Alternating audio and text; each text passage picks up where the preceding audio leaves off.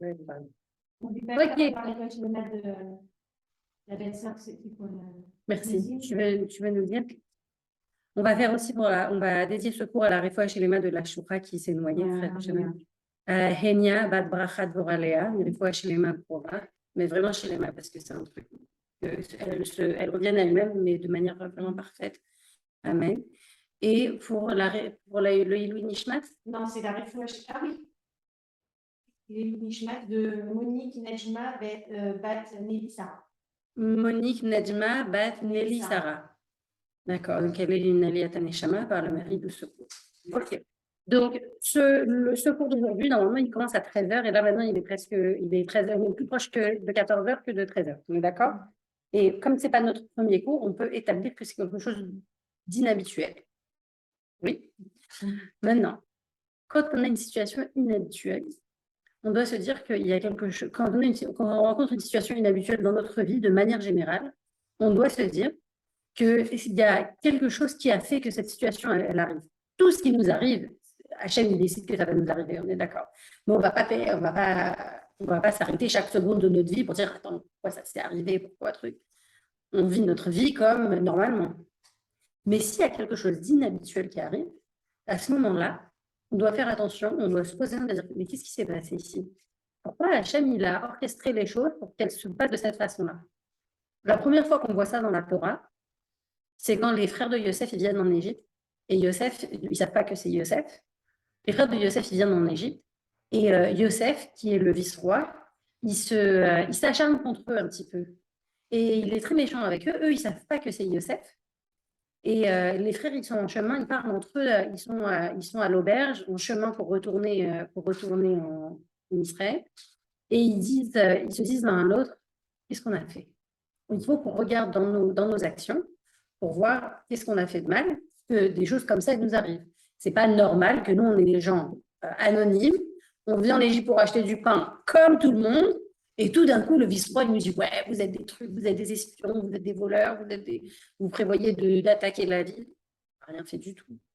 Donc là, on voit la première fois que Rachid explique à cet endroit-là de la Torah, il dit, quand quelqu'un il a quelque chose d'inhabituel qui lui arrive, il doit vérifier ses actions et se dire, faire un petit peu une introspection et dire, mais qu'est-ce qui se passe? Pourquoi ces choses-là qui m'arrivent?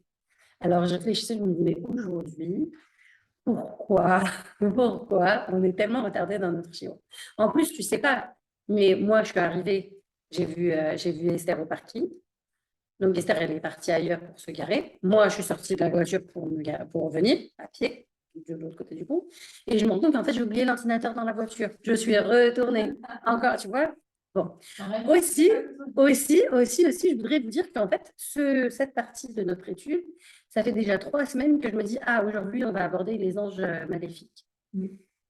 Et à chaque fois, on n'y arrive pas, en fait.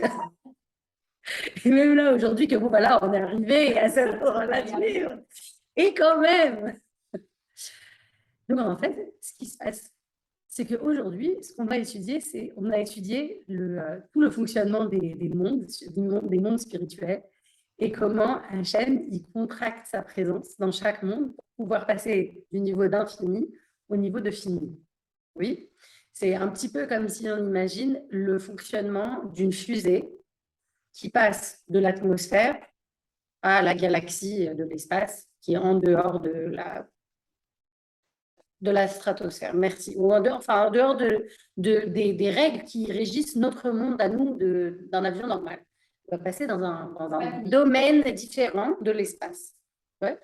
Donc, de la même façon qu'il y a tout un système qui est mis en place pour la fusée pour qu'elle puisse s'adapter aux différentes spécificités de l'espace, de la même façon, Dieu, pour passer du illimité au limité, il doit se contracter de manière conséquente pour laisser la place en fait à d'autres choses d'exister à part lui. Même si on avait dit qu'en fait, nous, on n'existe pas, on est séparé de Dieu. C'est une illusion qu'on est séparé de Dieu. En fait, tout dans le monde fait partie de Dieu. Tout dans le monde existe par le pouvoir de Dieu. Donc, on a l'illusion d'être séparé de Dieu, mais en fait, on a une partie de Dieu en nous. Chaque chose dans le monde a une partie de Dieu en nous d'une intensité différente. D'accord? Où j'en suis. Donc, on a parlé des créatures qui existent dans le monde spirituel, qu'on appelle les malachim, et que les malachim, ils sont les résultats de nos actions positives. Maintenant, en fait, aujourd'hui, le sujet de notre étude, c'est qu'est-ce qui se passe de l'autre côté. On sait que le mal existe. Il y a des choses mal qui existent. Il y a des choses mauvaises qui existent. Il y a des choses impures qui existent. Alors, d'où elles viennent ces choses-là? Et comme, en fait, nous, on va étudier ça aujourd'hui, je me suis dit, les forces de l'impureté, elles ne veulent pas qu'on connaisse leur mécanisme. Parce que si on connaît leur mécanisme, du coup, on leur donne moins de force. Parce qu'on sait comment les éviter. C'est comme si on apprend la technique de l'équipe adverse au foot ou au basket. Et bien, du coup, on pourra mieux les gagner. Donc, ils ne veulent pas qu'on apprenne leur stratégie. Donc, les forces du mal, elles ne sont pas intéressées à ce que nous, on sache comment elles fonctionnent. Ouais. Donc, ils essayent de nous dévier à chaque fois. Attends quand même, hein. Parce que moi, je me dis, 40 minutes de retard pour commencer un cours, c'est beaucoup quand même. On est entre adultes, c'est pas qu'on a les enfants à la maison avec nous qu'on a été retardés. C'est vraiment... Mais je te promets, on était en mode parking. Hein. Et tu sais, le GPS, en plus, il te met des messages très rassurants. Non, non, 5 minutes de retard. Mais tu vois, ça avance pas. Donc, 5 minutes. Donc, voilà. Donc, moi, c'était ma réflexion du jour. Donc, aujourd'hui, on y a. Aujourd'hui, on y arrive. Alors, en fait, voilà. On va prendre un exemple de mal. La cruauté. La cruauté, on est tous d'accord que c'est mal. D'accord. Si on réfléchit à Dieu étant infini et étant la source du bien, et de l'autre extrême, on parle de la cruauté. C'est à des années-lumière. C'est des opposés. Donc, comment c'est possible, si on dit que tout existe par la force de Dieu, comment c'est possible que la cruauté, elle puisse exister avec sa source étant dans Dieu? C'est trop, c'est une antithèse. C'est trop opposé. C'est contradictoire. Normalement, si tout vient de Dieu, on ne devrait pas avoir de mal. Mais Dieu, il a dit, moi, je veux créer un monde où il y aura des êtres humains qui vont agir. On est dans le monde de l'action. Il y a des êtres humains qui vont agir, mais ils doivent agir avec sensibilité. Et ils doivent agir délibérément. Ça veut dire qu'on a un choix. Mais si on a un choix, ça veut dire qu'on doit choisir entre deux choses différentes. Si on me propose deux assiettes identiques et que je dois choisir, ben, elles sont identiques, il n'y a pas vraiment de choix. D'un autre côté, on pourra dire que le choix est vraiment libre. Parce que je ne suis pas influencée par quelque chose. Mais ça, c'est un autre chapitre. Dans la Chassidoute, on en parle, c'est un autre chapitre. Aujourd'hui, on va parler d'un choix comme une personne rationnelle l'entend. Un choix, c'est entre deux choses. Tu choisis soit la robe bleue, soit la robe rouge. Les deux, elles sont différentes. Donc, tu as un choix à faire, une décision à prendre. Oui. Donc, Dieu, il a dit, moi, je veux que les êtres humains aient le choix. Donc, s'il n'y a que le bien dans le monde, par exemple, s'il n'y a que le bien dans le monde, ben, il n'y a pas de choix à faire. Donc, je vais créer une antithèse du bien. Mais cette antithèse du bien, je vais la créer de manière indépendante, comme un petit peu un électron libre sur le côté. Ouais. Je vais la mettre de manière indépendante, mais moi, je ne lui donne rien. Je ne pourvois pas à ses besoins en mal. Le mal, il existe en tant que mal, en tant qu'entité, à part entière. Mais moi, je ne vais pas m'en occuper. Moi, je ne m'occupe pas de faire en sorte que le mal continue d'exister. On va voir ce qui se passe avec le mal. Ça va se développer tout seul. Et nous, en fait, dans notre monde, on a une conscience du mal et du bien. Et selon nos choix, on va alimenter le mal ou le bien. Maintenant, la différence entre le mal et le bien, c'est que le bien, toujours, il va exister. Pourquoi? Parce que c'est la source de Dieu, c'est le bien. Le mal, il est dépendant. Notre chapitre, il s'appelle « Les anges parasites ». C'est quoi un parasite? Un parasite, c'est comme une verrue. Une verrue, ça c'est considéré comme un parasite. Oui. C'est quoi une verrue? C'est un morceau de peau qui ne sert à rien, qui n'a aucune utilité. Et comment est-ce qu'elle existe, la verrue? C'est qu'elle utilise les cellules déjà existantes du corps, de la peau, pour se développer elle-même. En fait, elle bénéficie en rien à notre existence. Au contraire. Mais si on y pense, les verrues, ça ne fait même pas forcément mal, hein. Ça ne dérange pas, c'est moche. On n'aime pas ça. Mais en soi, ce n'est pas quelque chose de mal. Mais vraiment, ça ne sert à rien. Et qu'est-ce que ça fait? Vraiment, ça nous prend de nous-mêmes, ça prend des cellules saines, on va dire, pour se nourrir à soi. Donc ça, c'est un parasite. Le mâle, lui, il n'a pas d'utilité en soi, il n'a pas d'existence en soi. Là, sa seule façon d'exister, c'est de s'alimenter de nos actions à nous. Donc, nous, on est les seuls perpétuateurs du mal. Parce qu'imaginons que les malachim, eux, ils ne peuvent pas faire de mal. Donc, le mal, il est seulement dépendant des êtres humains. Maintenant, c'est très intéressant parce qu'à l'origine, Dieu, il a créé le mal pour nous dissuader du mal, pour qu'on ait le choix de faire le bien. Mais on sait tous très bien que souvent, au lieu de choisir le bien, ben, on choisit le mal. Ça nous arrive très souvent. Ça peut être dans n'importe quel domaine. On ne parle pas forcément des mitzvot. On peut parler de notre régime, on peut parler de l'éducation des enfants, on peut parler de ranger sa maison, on peut self-therapy here. Mais c'est dans n'importe quel domaine, même quand on est en train de conduire, on veut les excès de vitesse, être sur le téléphone pendant qu'on conduit. Tout, c'est des trucs complètement anodins, mais on va choisir le mauvais choix par rapport au bon choix. Spirituellement également, oui. Spirituellement aussi, on n'est pas tous en train de toujours penser à Dieu, en train de toujours faire la tefila, en train de toujours dire les télim, pas faire de la shamara.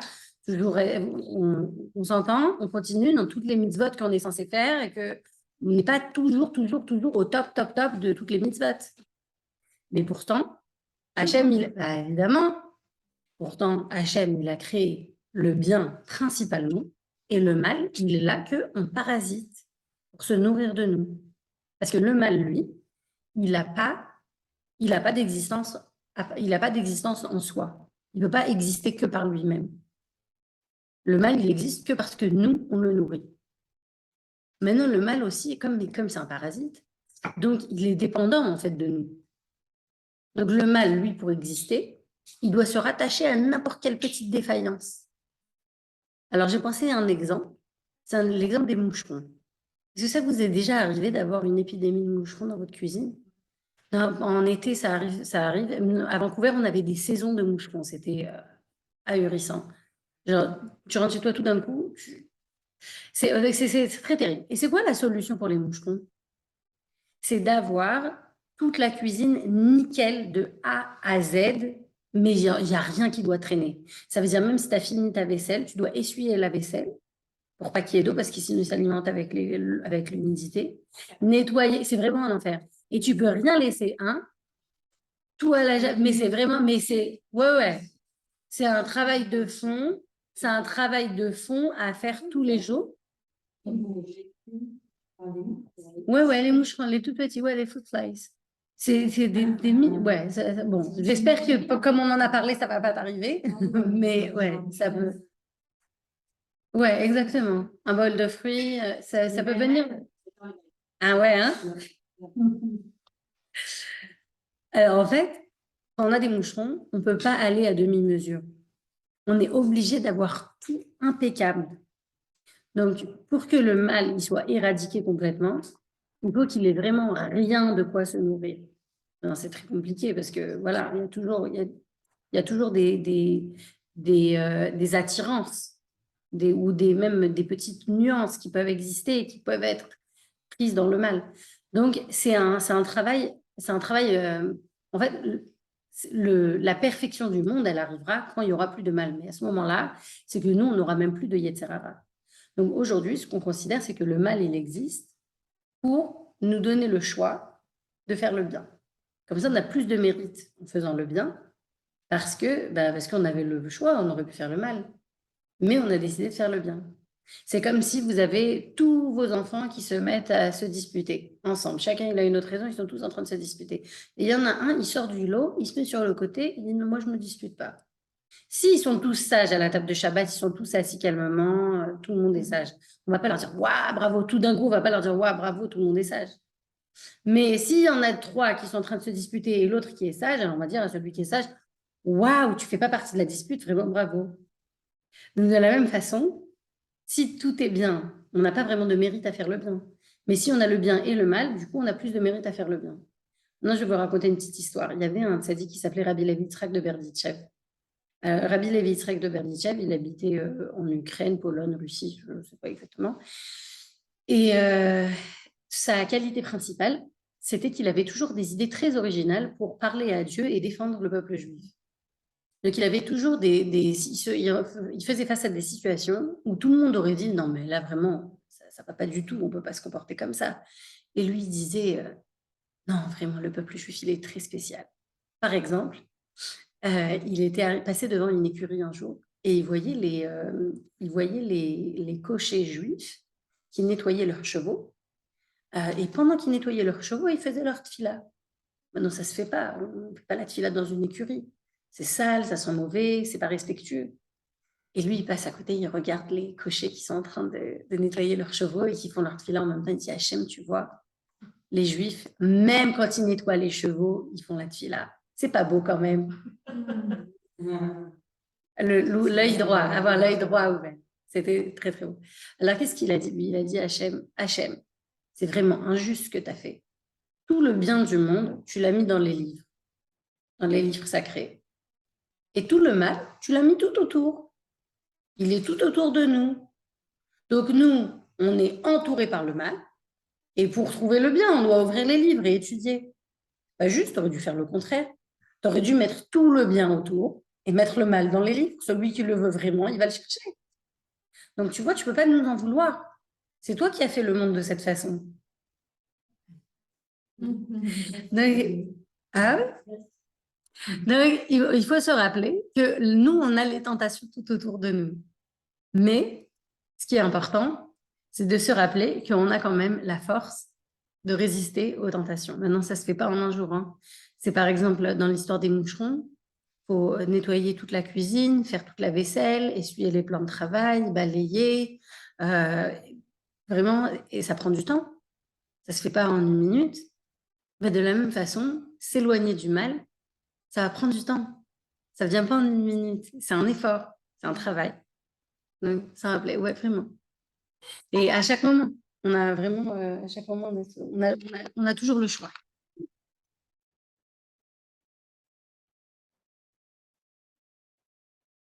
Alors, comment en fait Ah bon, oui. Ce mal pour Oui, on l'alimente oui. plus de place. Voilà. Très bonne question. Ah. Le mal qu'Hachem il a créé, c'est comme les malachim qu'Hachem il a créé. Hachem il a créé des malachim, et ensuite il y a des malachim qui sont le résultat de nos actions. Excuse-moi, ça a été le résultat de Adam et Rava qui avaient fauté. Le mal. On a choisi le mal, alors il a été dissipé dans le monde. On a choisi la connaissance. Mais oui, c'est pour ça que je n'ai pas voulu en parler tout à l'heure. J'ai dit, par exemple, oui. C'est ça qui a permis d'amener le mal dans le monde. Parce que nous, on a choisi de ne pas suivre Hachem, on a écouté le serpent. Mais en fait, ça existait déjà. Juste qu'il n'était pas dans le monde. Mais il existait déjà. Au début, sous la forme du serpent. Mais donc, Hachem, en fait, dans la Chassidoute, on explique que Hachem, quand il a créé le monde, Hachem, il était dans le monde. Il était présent dans le monde. Mais quand Adam, il a fauté, Hachem, il s'est retiré du monde et il a dit, je vais m'élever. Il y a 7 cieux. On a dit, il y a 4 mondes. Il y a 4 mondes, mais il y a 7 cieux. C'est pas en parallèle. C'est des dimensions différentes. Il y a 7 cieux. Et Hachem, il a dit, je vais m'élever à un ciel plus haut, plus élevé. Donc, je vais me séparer un petit peu du monde terrestre. Et à partir du moment où Hachem, il s'est séparé, dès qu'il y a une absence de bien, ça devient une présence de mal. Pourquoi? Parce que si ça c'est très intéressant. Imaginez un pot de miel. Alors ça, c'est un exemple que je vais vous dire. Je l'avais appris quand j'étais en seconde. Je l'avais appris quand j'étais en seconde et ça vient de Rabbi Chaim Ben Attar. Rabbi Chaim Ben Attar, c'est un tzaddik marocain, très très grand Mekoubal. Il vivait au temps du Baal Shem Tov.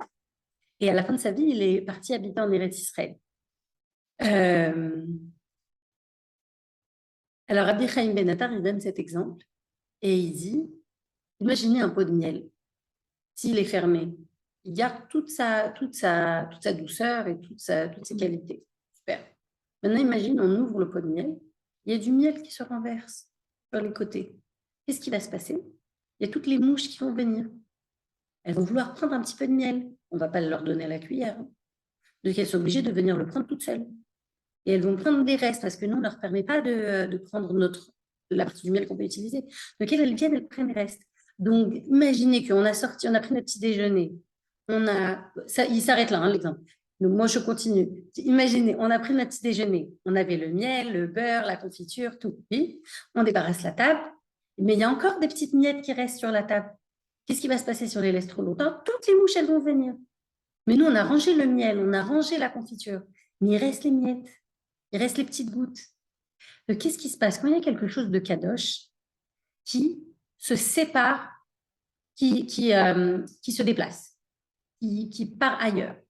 Par exemple, quand la neshama, elle sort du corps, c'est-à-dire quand une personne décède, quand la neshama, elle sort du corps, le corps, il devient comme la table avec les miettes. C'est un endroit où il y avait de la kedusha et maintenant il n'y en a plus. Mais c'est un endroit qui avait de la kedusha. Alors toutes les impuretés, elles disent « Oh, super, c'est simple !» Donc toutes les impuretés, elles essayent de venir. Et c'est pour ça qu'il y a un concept très très fort dans le judaïsme de l'impureté des morts. On touche un mort, on devient impur. D'accord? Par extension, l'anida, par extension, l'anida, c'est un petit peu de cette idée. La femme, elle avait en elle le potentiel de donner la vie. Ça, c'est une kedusha extraordinaire. Maintenant, ce qui se passe, c'est qu'après un certain moment, si elle n'a pas donné la vie à ce moment-là de son moi, elle perd cette possibilité. Mais comme la femme, elle avait la possibilité de donner la vie, et que ça, c'était très kadosh, du coup, les impuretés, elles viennent. Et c'est ça qui fait que la femme est impure, et qu'après, on doit aller au mikvé. Ce qui nettoie encore, pour se purifier, ils doivent aller au mikvé. Je me pose une colle. Ah ouais? Ah ouais? Tu fais la Khadra Kadisha? Voilà, je ne savais pas. Et il y a une raison pour ça? On n'est pas impur quand on fait une mitzvah, c'est le fait chez l'année. Ouais, alors pourquoi les hommes ils doivent aller? Les hommes, parce que les hommes, ils doivent arrêter. On leur donne une raison. On a plus d'ailleurs. Les hommes, ils doivent aller. Ouais. Mais ça dépend un peu. Et après, ils ne peuvent pas faire du travail à gauche. D'accord. Wow. Intéressant. Mais par exemple, quand on sort du cimetière, on doit se laver les mains. Oui. Donc pourquoi? C'est parce qu'on est devenu impur et on doit se purifier. Comme aussi quand on prélève la chala. On prélève la La chaleur. témoin est impur. Ah ouais? Ah, j'avais jamais entendu ça. Ah ouais? Non. Bah, magnifique. J'avais jamais entendu ça. Très beau. La terouma, elle est pure. Ouais. Alors, puisqu'on n'a plus le bétamétage, ce morceau de la terouma, c'est de la terouma. On n'a pas le bétamétage. Ok. Jusqu'à que le bétamétage. Donc quand on le touche, on devient impur. Quand on le touche, le morceau, il est impur. Alors, on doit bien se laver les mains, enlever toute la pâte qui est en dessous, marron et tout. C'est pour ça qu'on la brûle, parce que c'est tellement impur, après le lot, la clavine. Si les mains, Non, oui, ça, je savais.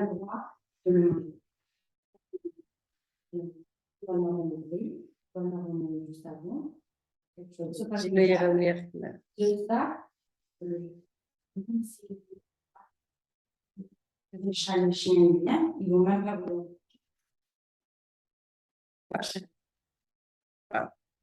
Tu vois? Ah ben, je n'avais jamais entendu. Ah, ben, merci. Alors, où on en était? Donc, donc la touma, les impuretés, elles se nourrissent en fait de l'absence de pureté. Un endroit où il y avait de la pureté, si la pureté, elle s'en sépare, elle se sépare de cet endroit, les impuretés, elles viennent. J'ai perdu le fil où j'en étais, je m'excuse. On avait demandé, est-ce que plus on s'attache au mal, plus le mal grandit? Donc, je vais retourner à cette question-là.